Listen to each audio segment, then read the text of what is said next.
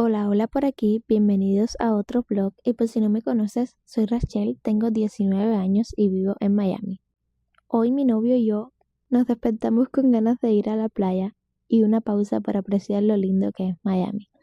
Aquí estuvimos llegando después de una hora buscando parqueo y hoy me estuve estilizando el cabello con estas ondas waves. Aproveché para hacer unas colaboraciones que tenía pendiente, que era un sunscreen y un blush y me estuve llevando estos snacks súper saludables que son barritas de yogur griego cubiertos de chocolate y están deliciosos.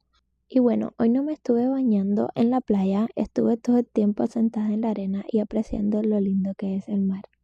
Y bueno, esto fue todo por hoy. Besitos.